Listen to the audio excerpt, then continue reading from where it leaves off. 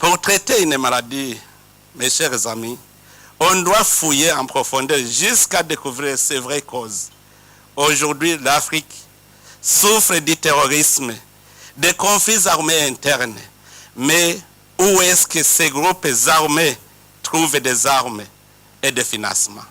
On peut se poser cette question. Où est-ce que ces groupes trouvent les financements et les armes? Nous sommes tous ici témoins. Le terrorisme dans la Corne de l'Afrique trouve ses origines dans la destruction de l'armée somalienne sous prétexte de détruire le régime Siad Barre parce qu'il a combattu pour l'indépendance de la Somalie. Si le terrorisme sévit dans la région de Sahel, ne cherchez pas ailleurs. C'est la conséquence de la destruction de l'armée libyenne, faite dans le but d'anéantir le régime Kadhafi, partisan avéré de l'Union africaine. Ici chez nous, nous faisons face aux actions terroristes à l'est de la RDC et l'origine de ces armes des groupes armés. Hormis celles distribuées par le Rwanda au M23 et Red Tabara, d'autres sont issus de la conséquence de la destruction de l'armée du Rwanda et d'Isaïe, respectivement, en 1994 et 1996. Ce sont ces armes-là que ces terroristes utilisent, hormis le M23 et Red Tabara qui sont formés, financés, armés par le Rwanda. Les autres, vraiment, il y a beaucoup de groupes armés. Ils trouvent des armes dans la destruction de ces armées. Alors, qui a détruit ces armées? Ici, il faut qu'on se dise la vérité. Il faut qu'on se dise la vérité. Si on veut réellement déraciner les modes à l'origine du sous-développement de l'Afrique, nous devons encore penser d'où ça vient. Pourquoi les pays africains, qui pourtant ont le potentiel économique important, sont emplois pour des guerres et du terrorisme avec complicité de certains pays occidentaux? Vous voyez ce qui se passe ici, tout près de chez nous. Pourquoi ce silence? Est-ce que la communauté internationale ne voit pas les conséquences? Je vous dis que si ça continue comme ça, la guerre risque d'être généralisée dans la région. Parce que le peuple ne peut pas se laisser faire. Si le Rwanda continue à faire des conquêtes dans le territoire et dans notre pays, je sais qu'il va arriver même au Burundi.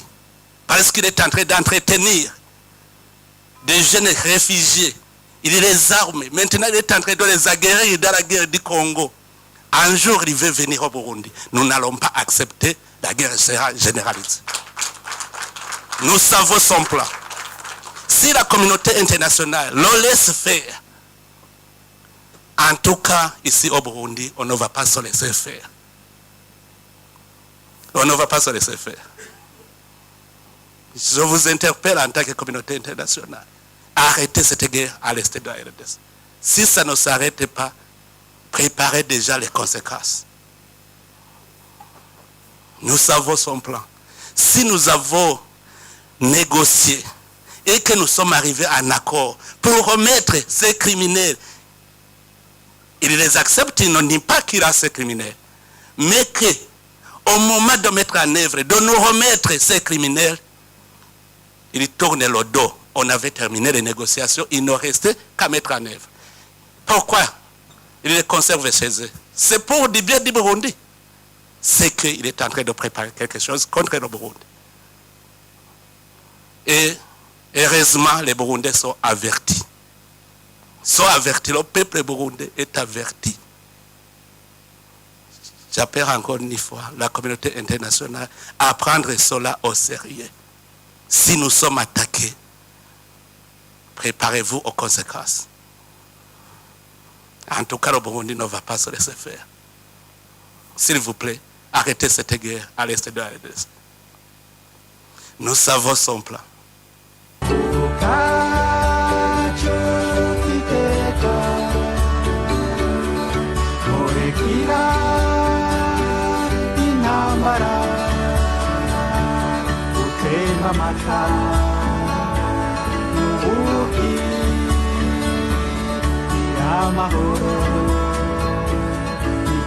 mbere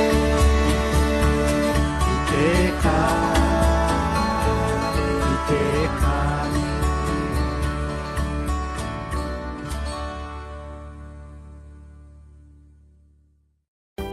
Radio television turagukunda cyane